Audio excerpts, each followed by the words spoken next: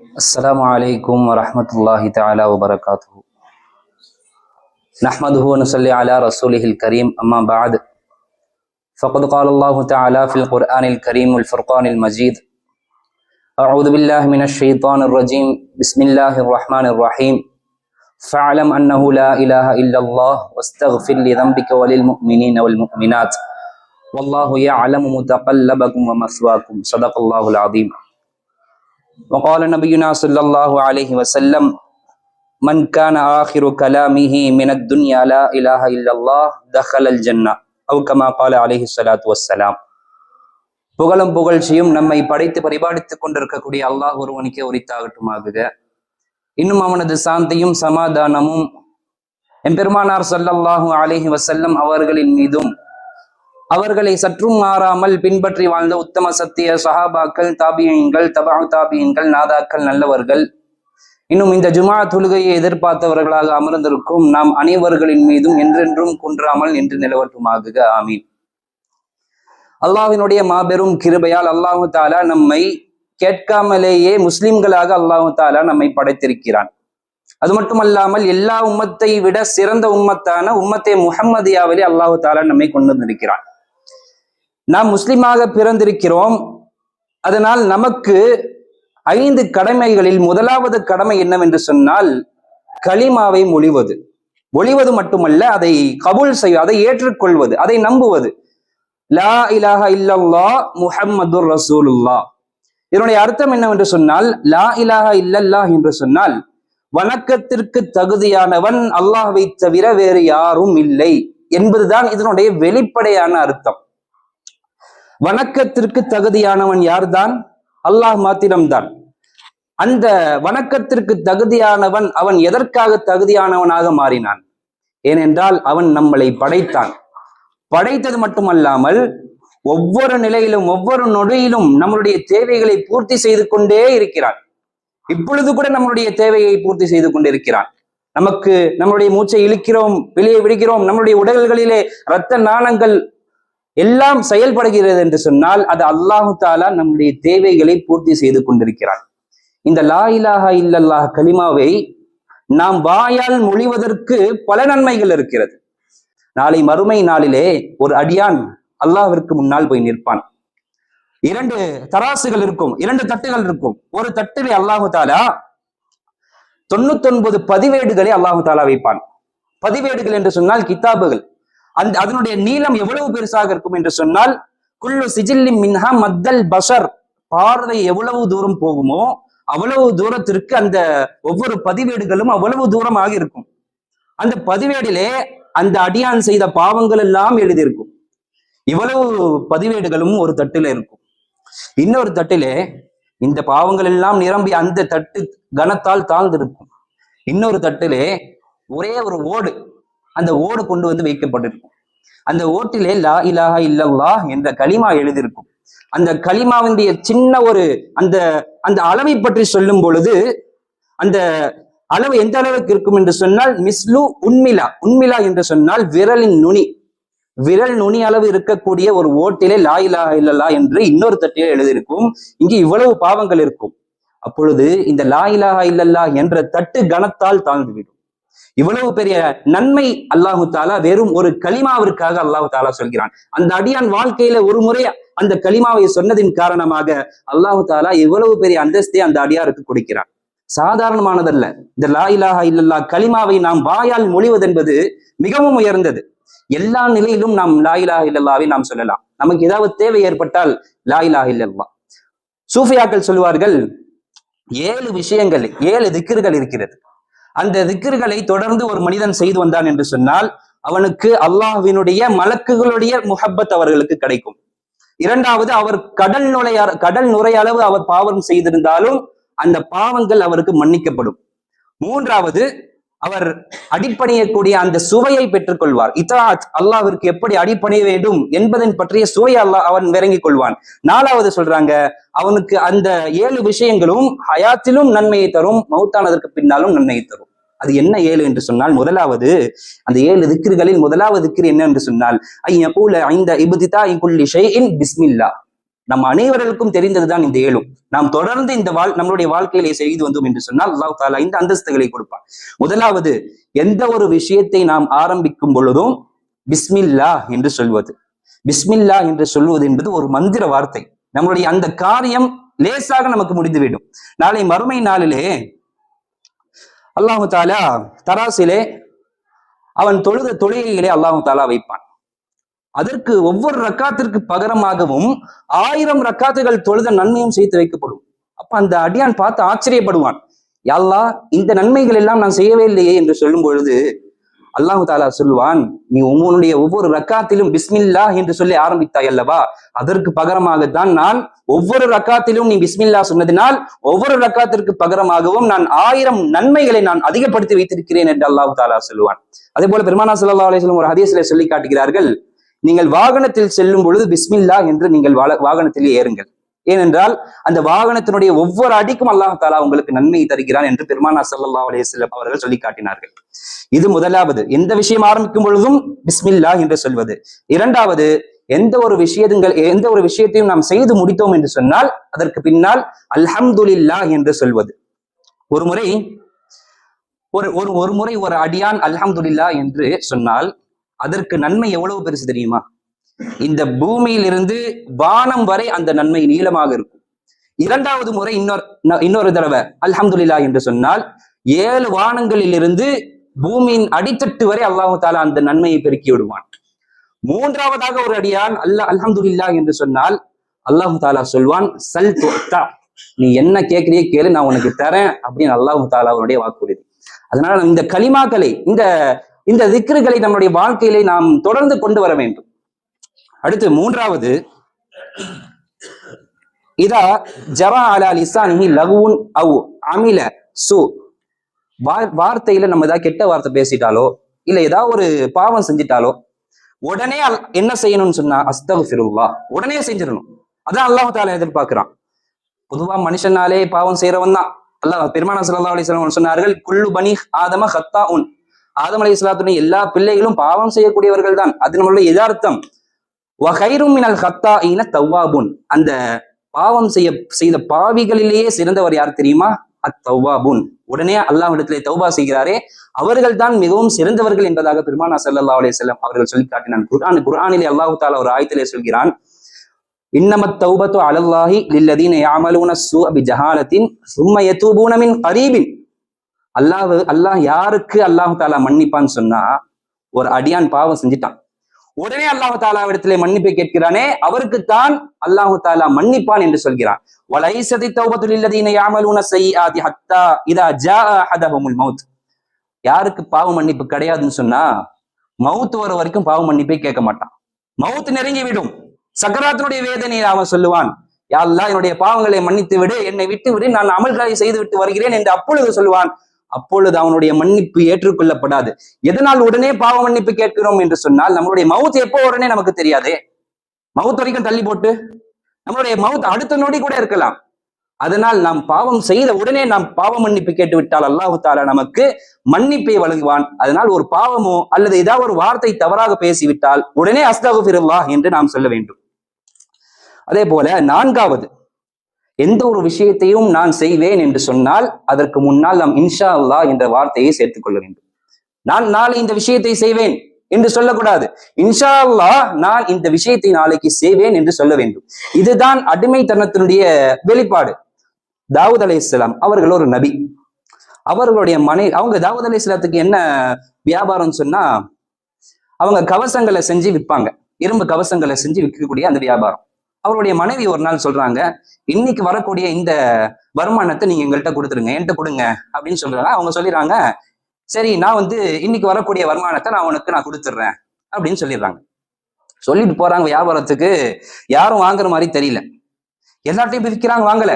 மறுபடியும் வீட்டுக்கு வந்துட்டாங்க, இந்த பொருள் நமக்கு விற்காம போயிடுச்சு. சரி நாளைக்கு போய் வித்துருங்க, அந்த காசை எனக்கு கொடுங்க அப்படின்னு சொல்றாங்க. மறுநாளும் போய் விற்கல, யாரும் வாங்குற. இதோ மூணாவது நாளும் போறாங்க, அந்த கவசம் விற்கப்படல. இப்படியே தொடர்ந்து பல நாட்கள் ஆகுது. அவர்கள் வறுமையில இருந்துட்டாங்க. அப்போ அல்லாஹ்விடத்துல கேட்டாங்க, யா அல்லாஹ் எனக்கு வந்த சோதனை என்ன இது, எனக்கு புரியல யா அல்லாஹ், இத்தனை நாள் வித்துட்டு இருந்தது ஆனால் இப்பொழுது விற்காம போயிடுச்சே அப்படின்னு சொல்லும் போது அல்லாஹ் தஆலா அந்த நபிகிட்ட சொன்னானா, தாவூதே நீங்கள் உங்கள் மனைவிடத்துல சொன்னீங்களே, நாளைக்கு நான் இன்னைக்கு இந்த வருமானத்தை நான் வாங்கி தரேன்னு சொன்னீங்களே, அப்போ நீங்க உங்களுடைய திறமையை நினைச்சு என்னுடைய ரஹ்மத்தை, என்னுடைய நியாமத்தை நீங்க மறந்துட்டீங்க. இன்ஷா அல்லாஹ் சொல்ல மறந்துட்டீங்க. அல்லாஹ் நாடினால் நான் எடுத்துட்டு வருவேன் அப்படின்னு சொல்ல மறந்துட்டதன் காரணமாக அல்லாஹு தாலா அவர்களை வறுமையிலே வார்த்து விட்டான். அதுவும் யார் அவர்கள்? நபி. நம்ம சாதாரணமான மனிதர் அல்ல அவர்கள்.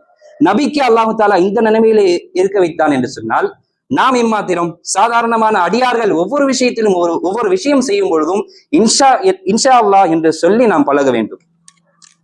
அடுத்தபடியாக நமக்கு ஏதாவது பயம் ஏற்பட்டது என்று சொன்னால், லா ஹவுல வலா குவத்த இல்லா பில்லாஹ் என்ற இந்த ஒரு தஸ்பீஹை நாம் செய்ய வேண்டும். லா ஹவுல வலா குவத்த இல்லா பில்லாஹ். அல்லாஹ்வை தவிர வேறு எந்த விஷயத்திற்கும் எந்த சக்தியும் கிடையாது.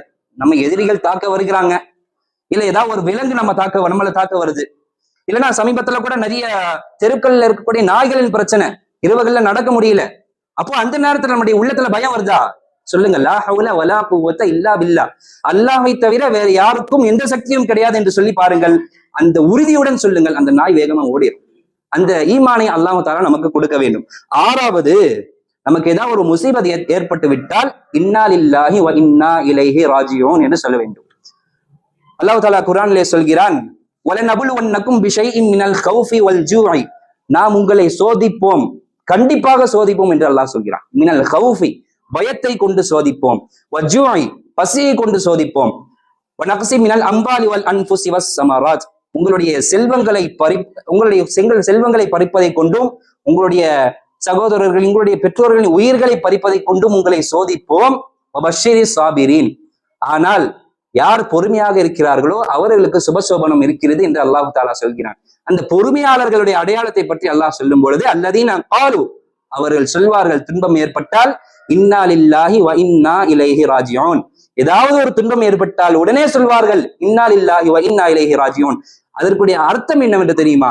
எங்களுக்கு சொந்தமானதல்ல எதுவுமே, எங்களுக்கு அல்லாஹ் எதை கொடுத்தானோ அது அல்லாஹ்விடத்திலே திரும்பி விட்டது என்ற ஒரு பொருத்தமான அர்த்தத்தை கொண்ட அந்த ஆயத்தை அல்லாஹு தஆலா நமக்கு சொல்லி காட்டுகிறான். அதே போல ஏழாவது, இதுதான் முக்கியமான ஒன்று. என்னன்னு சொன்னா, லா யஸாலு யஜ்ரி அலா லிசானிஹி ஃபீ ஆனா இல்லைலி வ அத்ராஃபன் நஹாரி லா இலாஹ இல்லல்லாஹ். இந்த நம்ம இதுக்கு முன்னாடி பார்த்த 6 திக்ருகளும் ஒவ்வொரு நிலையில சொல்றோம். பாவம் ஏற்பட்டா சொல்றோம், இல்ல நமக்கு ஏதாவது தேவை ஏற்படும் போது அப்படி ஒவ்வொரு நிலை இருக்கு. அல்ஹம்துலில்லாஹ் சொல்றதோ, இல்ல பிஸ்மில்லா சொல்றதோ, இதெல்லாம் ஒவ்வொரு நிலை. ஆனால் எந்த நிலையிலும் ஒரு கலிமாவை சொல்ல வேண்டும். அதுதான் லா இலாஹ இல்லல்லாஹ் முஹம்மது ரசூலுல்லாஹ். ஏனென்று சொன்னால் அல்லாஹ் பெருமானா ஸல்லல்லாஹு அலைஹி வஸல்லம் சொன்னார்கள், அஃலலு திக்ரி லா இலாஹ இல்லல்லாஹ். எல்லா திக்ருகளை விட சிறந்தது லா இலாஹ இல்லல்லாஹ். காலையிலிருந்து இரவு தூங்கும் வரை இந்த லா இலாஹ இல்லல்லாஹ் கலிமாவை நாம் மொழிந்து கொண்டே இருந்தால்தான் நம்மளுடைய மௌத்தினுடைய சக்கராத் நேரத்திலே நமக்கு கலிமா வரும். சும்மா ஒரு தடவை நம்ம லா இலாஹ இல்லல்லாஹ் சொல்லிட்டோம், முஸ்லிமா இருந்துட்டோம்னா கடைசியில சக்கராத்துல நமக்கு அந்த கலிமா வருமா என்று கேட்டால் தெரியாது. தொடர்ந்து அந்த தொடர்பிலே இருக்க வேண்டும். அபூதர் ரலியல்லாஹு அன்ஹு அவர்கள் பெருமானா ஸல்லல்லாஹு அலைஹி வஸல்லம் அவர்களிடத்திலே கேட்டார்கள், யா ரசூலல்லாஹ், எனக்கு ஒரு அமலை சொல்லிக் கொடுங்கள். அந்த அமல் என்னை சொர்க்கத்திலே சேர்க்க வேண்டும், நரகத்தை விட்டு தூரப்படுத்த வேண்டும் என்று சொன்னவுடன் பெருமானா ஸல்லல்லாஹு அலைஹி வஸல்லம் அவர்கள் சொன்னார்கள், இதா அமில்த ஸய்யிஅத்தன், நீ ஏதாவது ஒரு பாவத்தை செஞ்சிட்டேன்னு சொன்னா அதற்கு பகரமா உடனே ஏதாவது ஒரு நன்மையை செஞ்சிரு. நம்ம ஏதாவது பாவம் செஞ்சிடறோம், உடனே என்ன பண்ணணும்னு சொன்னா அந்த பாவத்தையே நம்ம நினைச்சு எல்லாம் மன்னிப்பானா அல்லாஹ், என்ன மன்னிப்பானா அப்படின்னு கவலைப்படக்கூடாது. உடனே ஒரு அமலை நம்ம செஞ்சிடணும். ஏன்னா பெருமானா ஸல்லல்லாஹு அலைஹி வஸல்லம் சொன்னார்கள், ஃபஇன்னஹா பிஅஷ்ரி அம்சாலிஹா. ஒரு பாவம் செஞ்சா அந்த பாவத்துக்கு பகரமா அல்லாஹ் ஒரே ஒரு பாவத்தை தான் எழுதுறான். ஆனா ஒரு நன்மை செஞ்சா அல்லாஹு தஆலா 10 நன்மைகளை அல்லாஹ் எழுதுறான். மன்ஜா பில் ஹஸனதி ஃபலஹு அஷ்ரு அம்சாலிஹா. யார் ஒரு நன்மை செய்வாரோ அவருக்கு அல்லாஹு தஆலா 10 நன்மை தருகிறான். யார் ஒரு பாவத்தை செய்கிறார்களோ ஃபலா இஜ்ஸா இல்லா மிஸ்லஹா, அவர் என்ன பாவம் செஞ்சாரோ அந்த ஒரு பாவம் மட்டும்தான் அவருக்கு எழுதப்படும். அதனால ஒரு பாவத்தை செஞ்சிட்டேன்னு சொன்னா உடனே ஒரு நன்மையை செய்துவிடு என்று சொன்னார்கள் பெருமானா ஸல்லல்லாஹு அலைஹி வஸல்லம். அப்ப அந்த சஹாபி கேட்டார்கள், யா ரசூலல்லாஹ், லா இலாஹ இல்லல்லாஹ் என்று சொல்வது நன்மை தருமா என்று கேட்டார்கள். உடனே பெருமானா ஸல்லல்லாஹு அலைஹி வஸல்லம் அவர்கள் சொன்னார்கள், அஹ்ஸனுல் ஹஸனாத், எல்லா நன்மைகளை விட சிறந்த நன்மை அந்த லா இலாஹ இல்லல்லாஹ் என்று சொல்வதிலே அல்லாஹ் தஆலா சொல்கிறான். எனவே ஒரு பாவத்தை நாம் செய்து விட்டோம் என்று சொன்னால் உடனே சொல்லுங்கள் லா இலாஹ இல்லல்லாஹ் என்று சொல்லி பாருங்கள். நம்மளுடைய பாவங்கள் அனைத்தும் கரைந்து போய் அல்லாஹ் தஆலா நமக்கு பல நன்மைகளை கொடுப்பான். எனவே இந்த லா இலாஹ இல்லல்லாஹ் கலிமாவை மாத்திரம் நாம் சாதாரணமாக விளங்கிவிடக்கூடாது. ஒரு ஹதீஸிலே பெருமானா ஸல்லல்லாஹு அலைஹி வஸல்லம் அவர்கள் சொல்கிறார்கள், எவன் ஒரு அடியான் தன்னுடைய கல்பில் இருந்து, சும்மா வாயில சொல்றது இல்ல, உள்ளத்தில் இருந்து லா இலாஹா இல்லல்லாஹ் என்று சொல்வானோ 4000 பாவங்கள் அவனுக்கு மன்னிக்கப்படும். அதுவும் எப்படிப்பட்ட பாவம்? மினல் கபாயிர், பெரும் பாவங்கள், ஜினா, அதே போல மது அருந்துவது போன்ற பெரும் பெரும் பாவங்கள் அவனுக்கு மன்னிக்கப்படும் என்று பெருமானா ஸல்லல்லாஹு அலைஹி வஸல்லம் இந்த ஒரு செய்தியை சொன்னார்கள். உடனே சஹாபாக்கள் கேட்டார்கள், யா ரசூலல்லாஹ், அந்த அடியான் பாவம் செய்யாத அடியானாக இருந்தால், அந்த அடியான் பாவமே செய்யல, அப்படி எப்படி அவனுடைய 4000 பாவங்களும் மன்னிக்கப்படும் என்று அந்த சஹாபி கேட்டவுடன் பெருமானா ஸல்லல்லாஹு அலைஹி வஸல்லம் அவர்கள் சொன்னார்கள், யுஃபரு மின் துனூபி அஹ்லிஹி வ ஜீரானிஹி, அவனுடைய சொந்தக்காரங்களா பாவம் செஞ்சிருப்பாங்க இல்லையா, அவன் சொந்தக்காரங்க எத்தனையோ பேர் பாவம் செஞ்சிருப்பாங்க இல்லையா, அப்படியே இல்லைன்னா அவங்களுடைய பக்கத்து வீட்டுல யார் யாரெல்லாம் பாவம் செஞ்சிருப்பாங்க இல்லையா, அவர்களுடைய பாவங்களும் அவருக்கு மன்னிக்கப்படும் என்று அந்த பெருமானா ஸல்லல்லாஹு அலைஹி வஸல்லம் அவர்கள் சொன்னார்கள். எப்படி ஒரு கலிமாவை கல்பால் சொல்வதனால் அவருக்கு மட்டும் லாபம் அல்ல, அவருடைய சொந்தங்களுக்கும் லாபம், அவருடைய அண்டை வீட்டுக்காரர்களுக்கும் அல்லாஹு தாலா இந்த நன்மைகளை, அந்த பாவங்களை அல்லாஹு தாலா மாற்றி நன்மையாக மாற்றி தருகிறான் என்று சொன்னால் அந்த கலிமாவை நாம் சாதாரணமாக விளங்கிவிடக்கூடாது. அல்லாஹு தாலா அந்த கலிமாவுடைய அந்த மொழிவதின் நன்மைகளை எப்படி அல்லாஹு தாலா வைத்திருக்கிறான் என்பதை நாம் விளங்க வேண்டும். ஒரு அடியான் லா இலாஹா இல்லல்லாஹ் என்று சொன்னால் அவன் அல்லாஹு தாலா ஒரு பறவை அல்லாஹு தாலா படைக்கிறான். அந்த பறவை எப்படிப்பட்டதுன்னா 2 வெள்ளை ரெக்கைகள் இருக்குமா, அந்த 2 வெள்ளை ரெக்கைகளும் முத்துக்களை கொண்டு அலங்கரிக்கப்பட்டதாக இருக்கும். அந்த பறவை என்ன பண்ணுமா, அல்லாஹுடைய வானத்தின் கதவை போய் தட்டிட்டு இருக்கும். அப்ப அல்லாஹு தாலா சொல்வான், உஸ்குன், அமைதியாக இரு, அமைதியாக இரு என்று அல்லாஹு தாலா சொல்வான். அப்பொழுது அந்த பறவை சொல்லுமாம், யா அல்லாஹ், இவன் லா இலாஹா இல்லல்லாஹ் என்று சொல்லியிருக்கிறான், இவனுடைய பாவத்தை நீ மன்னிக்காமல் நான் அமைதியாக இருக்க மாட்டேன் என்று அந்த பறவை சொல்லும். அப்பொழுது அல்லாஹு தாலா சொல்வான், நான் அவனை மன்னித்து விட்டேன் என்று சொல்வான். அப்பொழுது அந்த பறவைக்கு அல்லாஹு தாலா கிட்டத்தட்ட 70 நாக்குகளை அல்லாஹு தாலா கொடுத்து, கியாமத் நாள் வரை இந்த அடியானுக்கு நீ பாவ மன்னிப்பு கேட்டுக்கொண்டே இரு என்று அல்லாஹு தாலா சொல்லுவான். எப்படி ஒரே ஒரு முறை லா இலாஹா இல்லல்லாஹ் என்று சொன்னதற்காக ஒரு பறவை அல்லாஹு தாலா படைத்து அதற்கு 70 நாவுகளை கொடுத்து தொடர்ந்து கியாமத்து வரை அவனுக்காக பாவ மன்னிப்பு கேட்டுக்கொண்டே இரு என்று அல்லாஹு தாலா கட்டளையிடுவான். கடைசியில கியாமத்து நாள் வந்துவிடும். அப்பொழுது அந்த பறவை அல்லாஹு தாலா அந்த அடியானுடைய கையில கொடுப்பான். அந்த மஹ்ஷர்ல அந்த பறவை அந்த கையில வச்சிட்டு இருக்கவங்க தான் சொர்க்கவாசி என்று எல்லாரும் அடையாளம் கண்டு கொள்வார்கள். எனவே இந்த லா இலாஹா இல்லல்லாஹ் கலிமாவை நாம் விளங்க வேண்டும். வெறும் வார்த்தையாக சொன்னால் மட்டும் பத்தாது, நாம் உணர்வுடன் சொல்ல வேண்டும். லா இலாஹா இல்லல்லாஹ்வுடைய வெளிப்படையான அர்த்தத்தை நம்ம பார்த்தோம். நம்மளுடைய வணக்கத்திற்கு தகுதியானவன் அல்லாஹ்வை தவிர வேறு யாரும் இல்லை, இது வெளிப்படையான அர்த்தம். ஆனால் அந்த வணக்கத்திற்கு தகுதியானவன் எதனால்? நம்முடைய தேவைகளை பூர்த்தி செய்வதனால். ஒவ்வொரு நொடியும் நம்மளுடைய தேவைகளை பூர்த்தி செய்து கொண்டிருக்கிறான். அதனால் அல்லாஹு தாலா இந்த கலிமாவை நாம் விளங்கக்கூடிய நசீபை நமக்கு தர வேண்டும். ஒரு ஹதீஸ்ல மூசா அலைஹிஸ்ஸலாம் அவங்க அல்லாஹ்விடத்துல கேட்கிறாங்க, யா அல்லாஹ், எனக்கு ஒரு அமலை சொல்லிக் கொடு, எனக்கு ஒரு அமலை சொல்லிக் கொடு, அந்த அமலை கொண்டு நீ கொடுத்த நியாமத்துகளுக்கு நான் சுக்ர் செய்ய வேண்டும். எவ்வளவோ நியாமத்துகள் மூசா அலைஹிஸ்ஸலாத்திற்கு அல்லாஹ் தாலா கொடுத்தான். மூசா அலைஹிஸ்ஸலாத்தை அல்லாஹ் தாலா பேச வைத்தான். கலீமுல்லா என்று சொல்வார்கள் அந்த நபியை. அல்லாஹ்விடத்துல டைரக்டா பேசினவங்க. மற்ற நபிமார்கள் எல்லாம் வஹி மூலமாக பேசினார்கள். மூசா அலைஹிஸ்ஸலாம் டைரக்டா அல்லாஹ்ட்ட பேசினான். இந்த ஒரு நியாமத்து. இதே போல எவ்வளவு நியாமத்துகள் அல்லாஹ் தாலா மூசா அலைஹிஸ்ஸலாத்துக்கு கொடுத்திருந்தான்.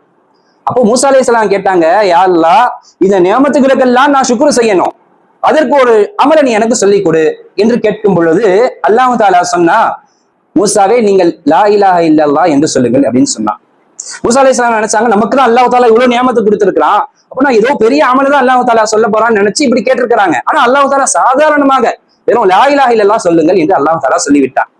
அப்போ மூசா அலைஹிஸ்ஸலாம் கேட்டாங்களா, யா அல்லாஹ், இது அவ்வளவுதானா, நான் உன்கிட்ட பெருசா எதிர்பார்க்கிறேன் அப்படின்ற மாதிரி மூசா அலைஹிஸ்ஸலாம் கேட்டாங்க.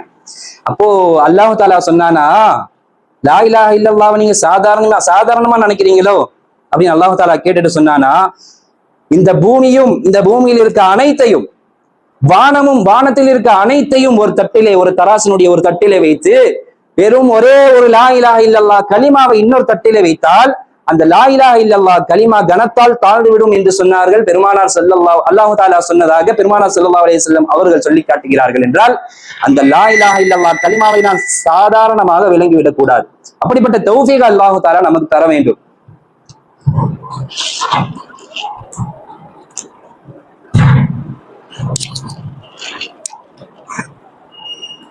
இறுதியாக ஒரே ஒரு விஷயத்தை மாத்திரம் சொல்லி முடிக்கிறேன். கலிமா லா இலாஹ இல்லல்லாஹ் நாம் வாழும் பொழுது சாதாரணமாக சொல்லலாம். இப்பொழுது கூட நாம் வார்த்தைக்கு 10 முறை அல்ல, 100 முறை அல்ல, 500 முறை கூட சொல்லலாம். ஆனால் அந்த மௌத்தின் பொழுது லா இலாஹ இல்லல்லாஹ் நமக்கு வருமா என்பதில் தான் நமக்கு சந்தேகம் இருக்கிறது. எவ்வளவோ ஆபிதுகள், எவ்வளவோ நன்மை செய்யக்கூடியவர்கள் கடைசியில காஃபிராக மரணித்த வரலாறு இருக்கிறது. எவ்வளவோ காஃபிர்கள் பாவம் செய்து வாழ்ந்தவர்கள் கடைசியில கலிமா சொல்லி முஸ்லிமாக மரணித்த வரலாறுகளும் நாம் பார்க்கிறோம். மவுத் என்பது சாதாரணமானதாக இல்லை.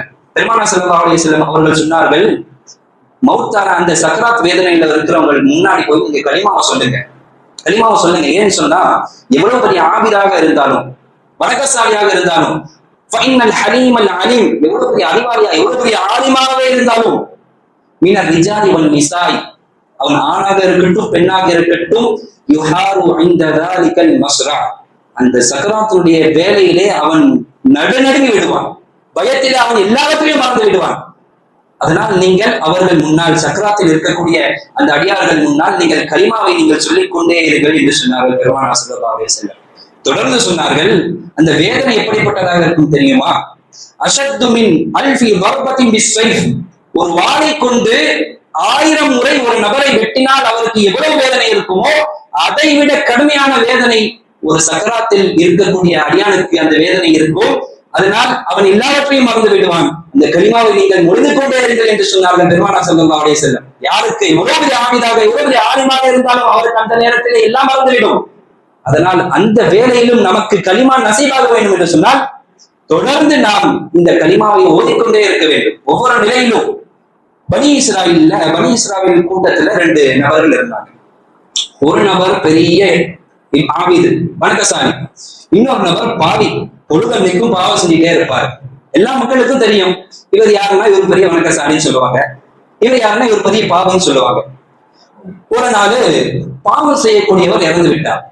அப்ப அல்லாஹ் தஆலா அவர்கிட்ட சொன்னா, அவர் சொர்க்கவாசின்னு சொன்னார். மூசா அலைஹிஸ்ஸலாம்கிட்ட பாவம் செய்யக்கூடிய நபர் பார்த்தா அல்லாஹ் தஆலா சொர்க்கவாசின்னு சொன்னார். கொஞ்ச நாள் கழிச்சு அந்த ஆபிதான் இறந்துட்டாரு. யாரு? வணக்கசாலி, இபாதத் செய்யக்கூடிய அந்த ஆபிதான் இறந்துட்டாரு.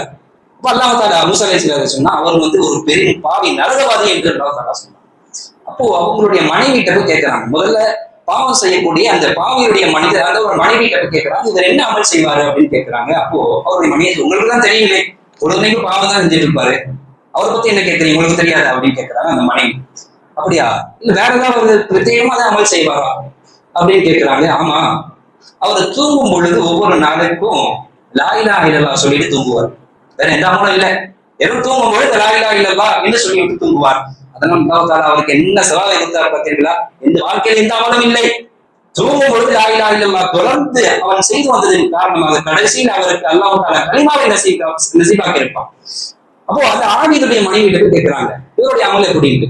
அப்ப அந்த அம்மா சொல்றாங்க, இவரு நல்ல ஆபிதாச்சு, உங்களுக்கு தெரியாதா, பெரிய வணக்கசாலியாச்சு, இல்ல வேற ஏதாவது ஒரு அமல் பாவங்கள் ஏதாவது நிகழும் அப்படின்னு கேட்கும் பொழுது, அப்ப அந்த மனைவி சொன்னாங்களா, இவர் தினமும் தூங்கும் போகும் பொழுது மூசா அலைஹிஸ்ஸலாம் உண்மையிலே நபியாக இருந்தால் நமக்கு சுபசோபனம், உண்மையிலே நபியாக இருந்தால் ஒரு சந்தேகத்திலே வாழ்ந்து கொண்டிருந்தார். ஆனால் வாழ்க்கை ஃபுல்லா இபாதத் செஞ்சுட்டு இருந்தாரு, உள்ள ஈமான் இல்லை. ஆனா இன்னொருத்தர் வாழ்க்கை ஃபுல்லா பாவம் செஞ்சுட்டு இருந்தாரு, உள்ள ஈமான் இருந்தது. அந்த கலிமா அவருக்கு ஈமானை கொடுத்தது. எனவே அந்த கலிமாவை நாம் தொடர்ந்து சொல்லி வந்தால்தான் சக்கராத்தினுடைய வேலையிலே நமக்கு அல்லாஹ் தஆலா கலிமாவை நசீபாக்குவார். எனவே அந்த கலிமாவுடைய மகத்துவத்தை விளங்கி அதை அடிக்கடி நம்முடைய வாழ்க்கையில், நம்முடைய வார்த்தைகளிலே சொல்லக்கூடிய நசீபை அல்லாஹ் தஆலா நமக்கும் நம்முடைய குடும்பத்தார்களுக்கும் தந்து, எதை கேட்டோமோ எதை சொன்னோமோ அதன்படி வாழக்கூடிய நசீபை அல்லாஹ் தஆலா தந்துருவானாக. வாஹிரு தஅவானா அல்ஹம்துலில்லாஹி ரப்பில் ஆலமீன். அஸ்ஸலாமு அலைக்கும் வரஹ்மத்துல்லாஹி தஆலா வபரகாத்துஹு.